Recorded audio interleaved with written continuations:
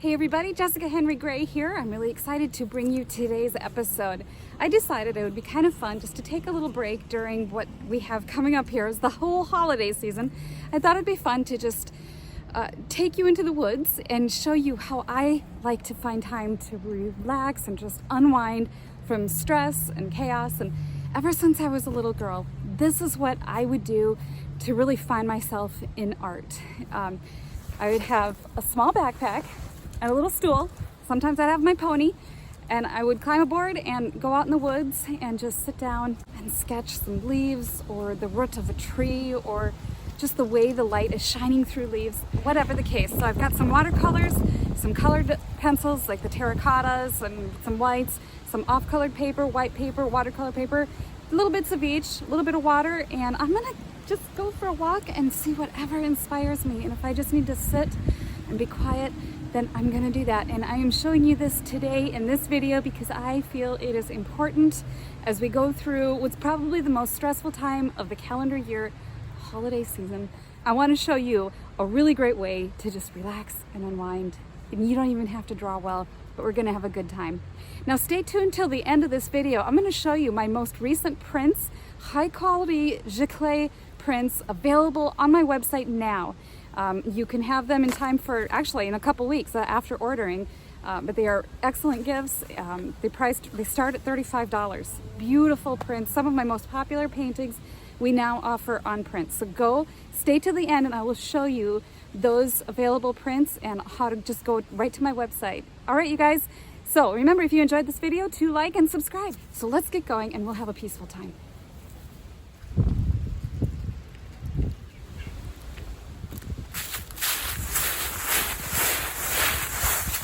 What's better than that beautiful sound of fall? Like that. It's kind of brisk today, but warm. There's a warmth in the sun. So I have to find somewhere in these woods that's a little off the path, but getting a warm sun spot. Fuck. I used to ride in woods just like these growing up. And oftentimes I would see an owl soaring in and out of the trees. We lived right at the edge of the Sand Dune State Forest. And so there were literally hundreds of acres of pine trees. And I'd ride my pony in there. I never got lost, but there were times she ended up home without me with the saddle upside down. It happened. So I'm just looking around for anything that I find lovely that maybe I just want to sketch or find a nice tree that speaks to me that I think is beautiful. Look at this one behind me, back there basking in the sun.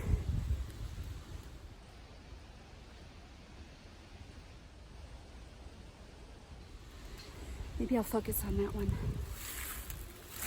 Love that big oak. All right, I think I'm going to set up right here and get my sketchbook out. Show you what I brought in my backpack when I get set up over here. Things like this tree is made just for me. Hello, beautiful tree. Let's celebrate you. Okay, so I will show you what I have here in my backpack. And I brought all kinds of stuff today because I thought it'd be fun. I don't know if I'm going to want to ink something or watercolor or whatever. So I will show you what I have here in my bag. I have a little calligraphy pen. It's actually for drawing. You can get them, the pen tips are called mapping too. Just look for dip pens. And I see that in the course of traveling here, it got a little bent. They are very fragile, so you gotta watch that. Maybe I can straighten it a little. Ink. And this paper here in this little book is heavier paper. It's suitable for watercolor and pen and ink. And some of the pages I have put a coat of clear acrylic gesso on it. So this one, it feels a little bit scratchy. That one is acceptable for actually oil paint even.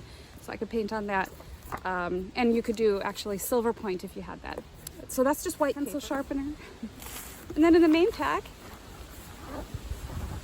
I have a little bit of water. You don't need a full bottle of water unless you're planning on drinking too, but really this is just for painting. And I don't bring the whole roll of paper towels. I just bring a few paper towels that I might need, or if you have a natural sponge, you can use that, but bring it in a Ziploc baggie so when you bring it home and it's wet, you don't shove it in your bag and have it get everything else wet. I have my favorite little roll. Isn't it peaceful out here? I love the wind and the trees. That's what it's all about. So my favorite little roll-up of brushes. I don't need very many, and I'm certainly not going to use all of these, but I just bring along an assortment of sizes. This is an actual one for oil painting because it has a longer handle, but it's a really nice sable, so I do find I reach for that one quite a bit. I do have some synthetics. I like them because they're a little stiffer than natural hair bristles, so I use them to sort of erase out mop for wetting the whole page, and then a few assortment, you know, cheap, super cheap Walmart, you know, whatever brushes. My pencil. This is a Sumi painting brush, the bamboo ones. You've seen those in the art stores. And then these pencils fell out, so that's a sepia and a white pencil. We'll see about using those. I don't know. As the spirit leads, so they say. I have my watercolor palette.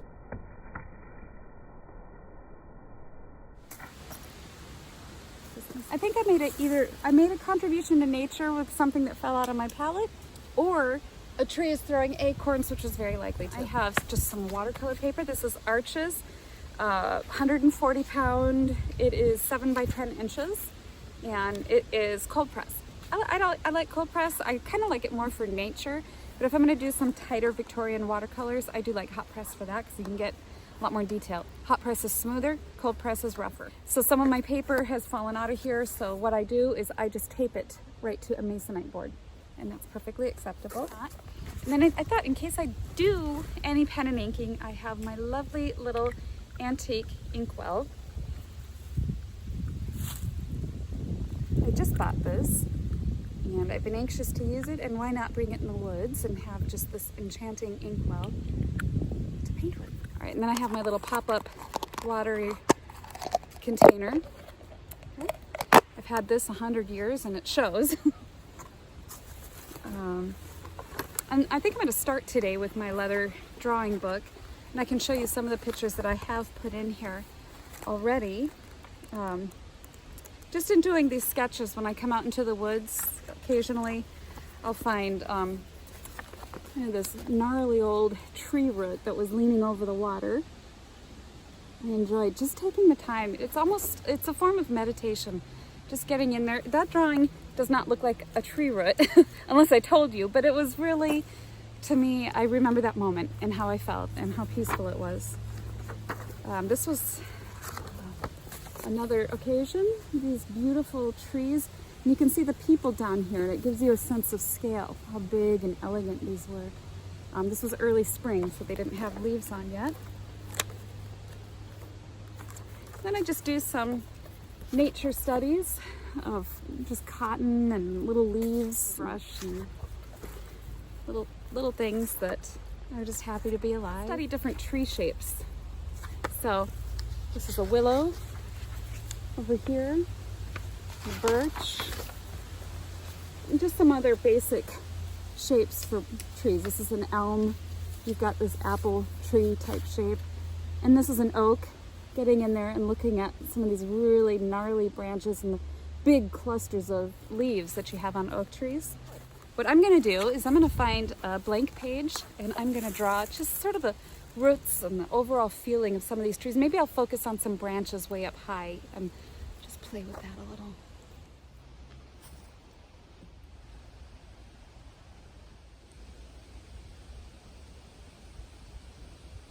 Now, the nice thing about beginning a sketch out here in the woods is, again, this moment is not about, perfect accuracy. Is anyone else going to see this? What will they think? No, this moment is all about your time alone out here, just enjoying and absorbing. So I am bringing you in and showing you how I begin getting to know these beautiful, magnificent trees. I'm looking at this particular branch way up there, way up high. It's full of knots and gnarls. I would love to hear if this is a video that you personally try, especially as we start into this stressful time of year. Many people are experiencing anxiety for one reason or another, and I just want to encourage you to take some time being alone and being quiet. Just turn off all extra noises, electronic devices, our phones. They eat up so much of our mental real estate. And one thing that I have found that being out in nature doing plein air has done is it's forced me to just sort of forget about the world and stress and anxiety. And you get lost for a while. And I'll tell you, when you come back down to earth, you're happier, you're a better person for it. And my kids seem to appreciate my sense of Mom went out and did something good today, and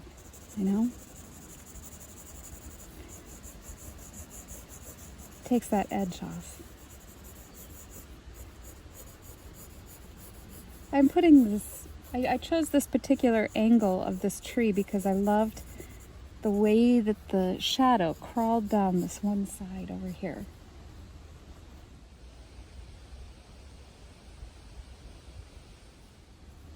And the bark is so rich and deep and just gnarly with all these knots coming around like this.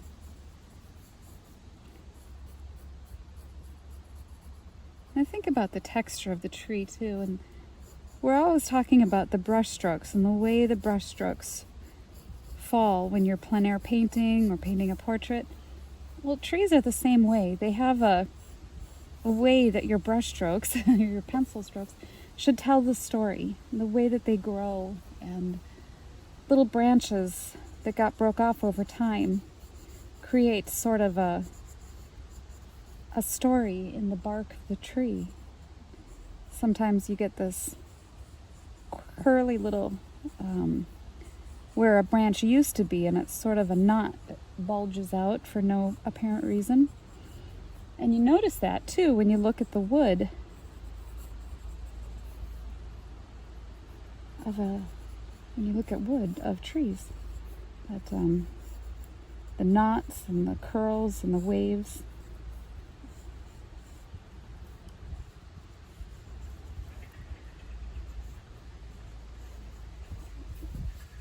I'm looking at all trees get wider at the base. And they have these magnificent feet that come down to the ground. And I remember when I was little finding this part of the tree most difficult because I guess I never took the time to really observe how the feet touch the earth and what happens as the ground creeps up to the base. And in this case, there's leaves and dark shadows as the roots curve around each other.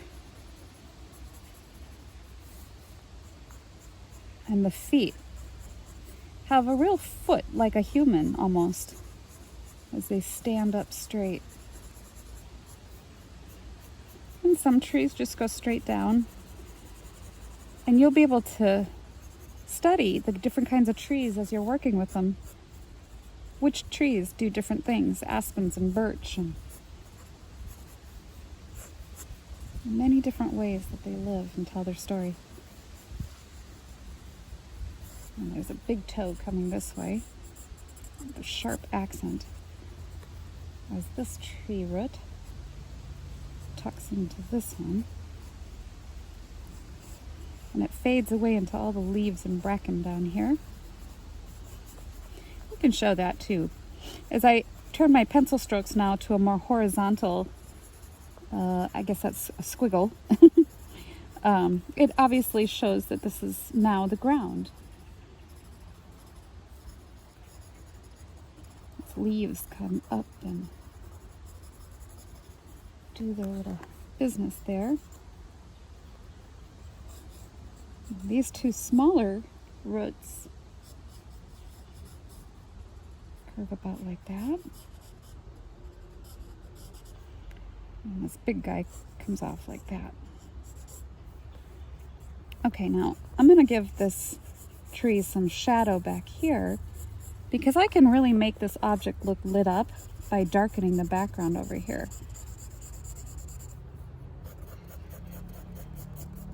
And that makes it look like there's a lot more forest and intrigue and whatever else is going on back there.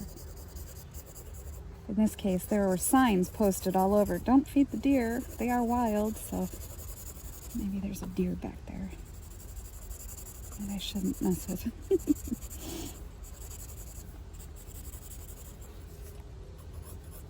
Give it a little bit of atmosphere over here, but I do want to push this texture a little darker on this side of the tree.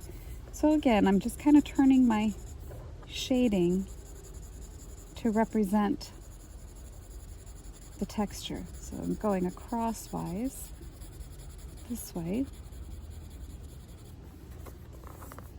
And now to soften that, I'm going to take my strokes and just go a few more of these vertical passages.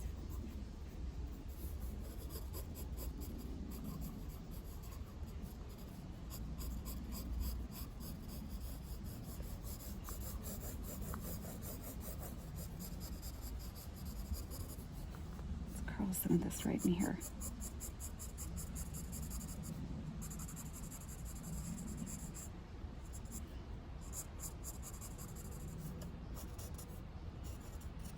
So now I'm going to take and just kind of, with the sharper point of my pencil, just define some of that interest that was along this edge of the tree. Just pull out a few of these sharper pieces of texture.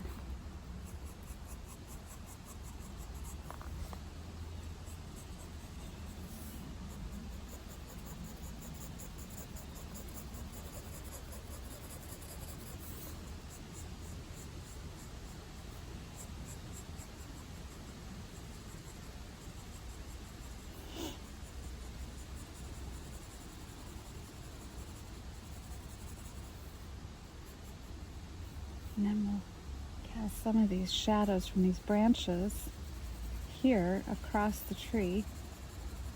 Like this.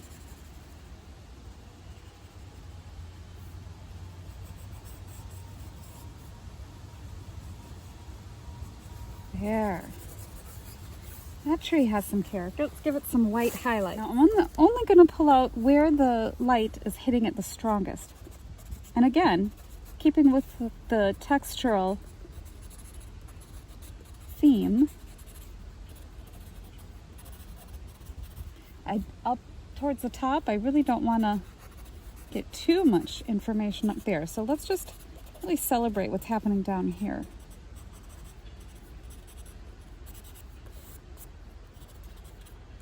And that's about it for that study. I think that looks like the tree. My sketchbook, it's full of sketches that I did in different places, thumbnail sketches for Plein. Other places I've been in the world. It was while I was in Roundstone, Ireland. The light was shining through a lot of rain clouds.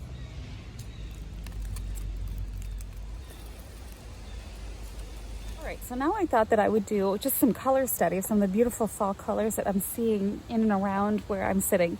So I've got my watercolor palette. I'm going to open it up and get my little cup of water going. And I'm going to do a quick sketch of something that I want to paint. And so we'll go along with that. Okay, back that way now. You can see some of the colors of the trees back in there. I'm going to paint some of that, and I'll paint some darker trees in front of it and just play with some of what I see in that direction. I don't have to get the whole board colored, but just so that I have a general idea of where I'm going to be putting things. I'm going to play with some of these trees in here. But I sort of want to create this sort of tunnel-like effect. And I can use some of these trees laying down to sort of help direct the viewer back in through this way. And I'll create sort of a vignette. Now with watercolor, especially watercolor plein air, you really do need a plan. So I am going to plan ahead and think about the lightest light and paint that first. You always work from the lightest to the darkest in watercolor painting. Kind of just a fun plein air woodland sketch. So I'm going to get my paper wet first so that I can move around the paint a little bit better. I've put water on all my paints. Just taking a little bit of the ultramarine blue. I'm just going to paint that just gently. I don't care if it falls all over. I really just want it in that sky area. And I don't mind it being an underlayer because there's pretty much blue in just about everything I'm going to be painting from here on out. So on my lap I have my palette, my water, and my napkin, paper towel. A little bit of ultramarine blue, burnt sienna. Maybe I'll grab a little bit of the yellow ochre into that too. Now I'm painting wet into wet back here so that some of those colors sort of blend and soften. I don't want them very stark and bright. I will add a little bit of orangish to some of that, just to let some of those fall colors sort of play and do their thing back there.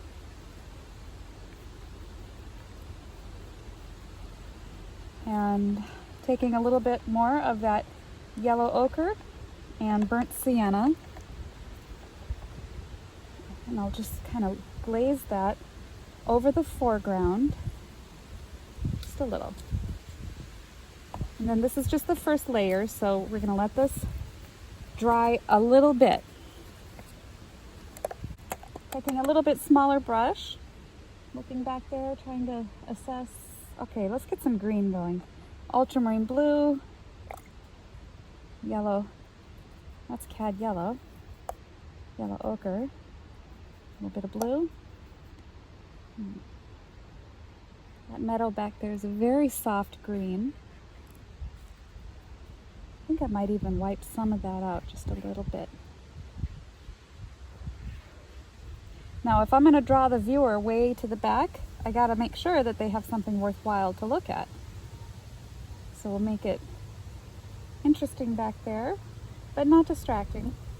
Just a little. There's some yellow ochre, some cad yellow, a little bit of, ooh, that's some bright red. I guess that's going to be bright red. Let's put that down there too. I've got this beautiful alizarin crimson on my palette too, so we'll get some of that with the yellow ochre. Gives a little bit of fall depth and color in there.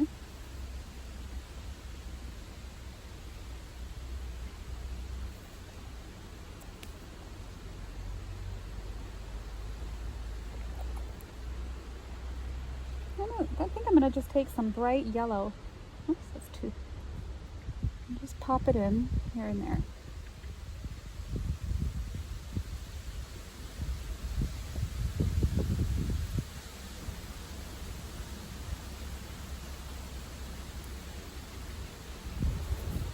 Okay, now that's pretty good for my background. I'm fine with that. Now I want to work on some of the foreground area. Burnt sienna, ultramarine blue.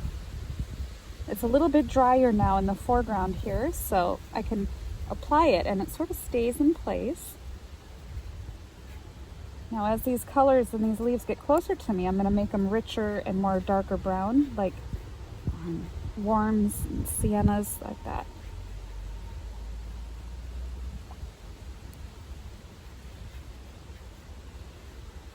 So I'm holding my paper up instead of laying it down so that the water goes downhill. That way I'm just dragging my puddle all the time, just dragging my puddle down, down, down. Just making a little bit more green in this middle area. Ultramarine blue, yellow ochre. Sometimes I grab the cad yellow. It's quite possible I may burst out in a loud cry because acorns are falling all over me. I think I recall feeling this nervous on one of my last videos.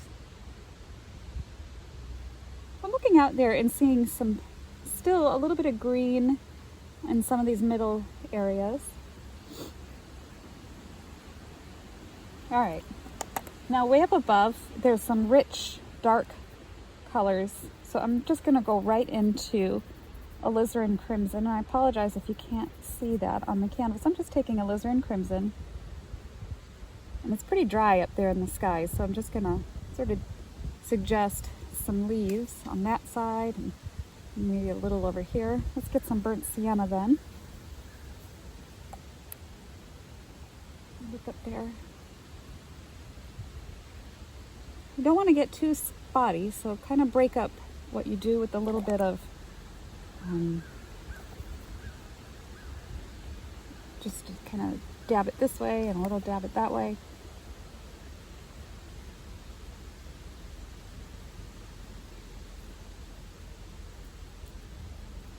Let's get some yellows.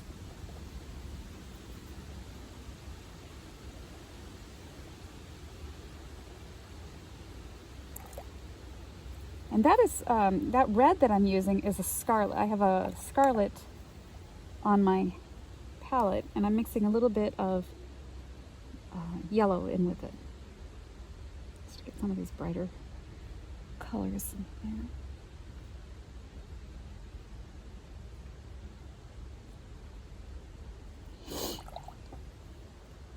We kind of lost our blue in the sky back there. It sort of faded. That's all right. Okay, so we have this really lovely color spectrum happening.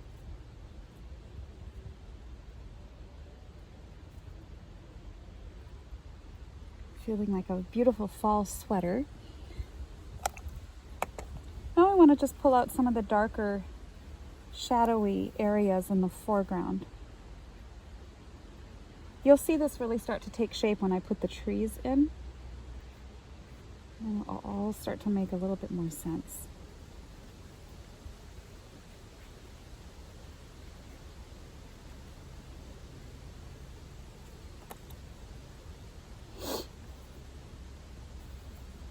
But you can see how, too, with the watercolors, you build up from the lightest to the darkest, the strongest color.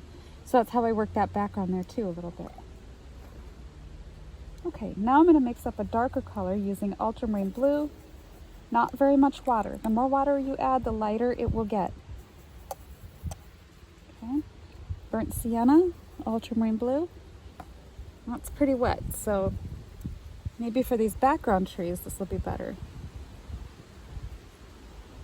Just be very soft. And this is what I like about these sable brushes, is that they get very sharp. You can get a nice sharp point. And it's really just kind of picking up some of that color that's underneath. And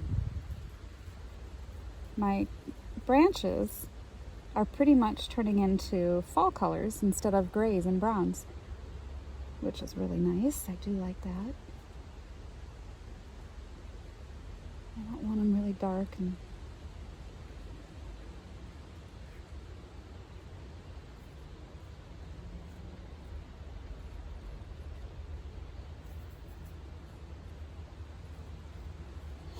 all right, now I'm going to mix up a little bit darker color, more ultramarine blue and more brown, and I'm going to press a little bit harder too.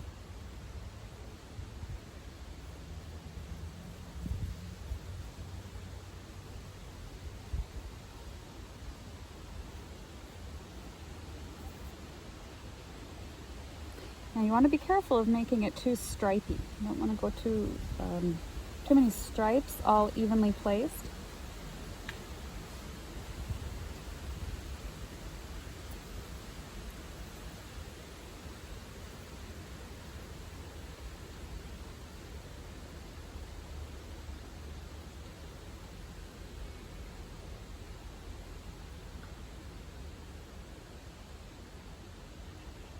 Assuming the light's coming from about that direction, all my shadows are stretching across that way.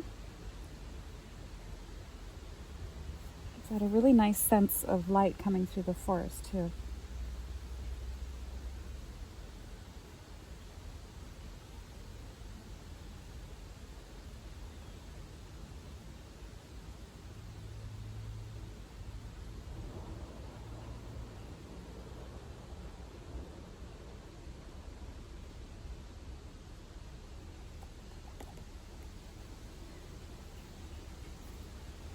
I'll just give it a few more branches up here.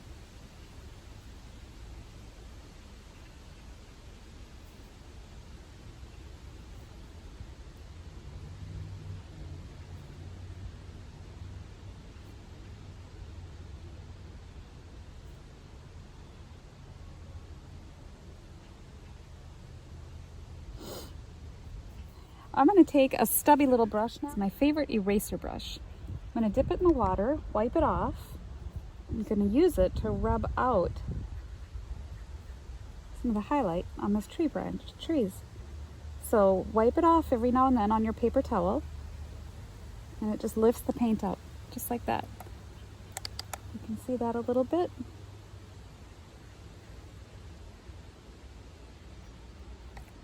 Let's get some on this side. Remember too, when you're out here in the woods and it's your quiet time, you just want to meditate and get away from the world, don't worry about how your artwork is going to turn out. This is your quiet time. It's your meditation. Not a soul needs to see what you do, because this is basically your journal, your art journal. It's your private thoughts, your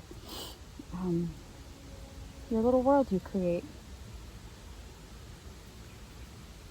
And that should be something that's truly special to just you. Okay, well, I'm content with that little study. Maybe I'll do just a little bit more definition on some of these trees. And I'm just using my stubby brush for this. I like how a lot of them are just sort of lost, but I do want some clarity on just a couple.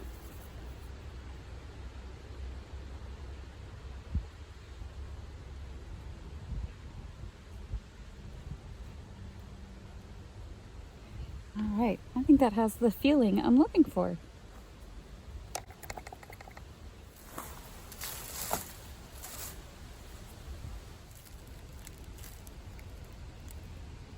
And remember, whatever you pack in, you take back out.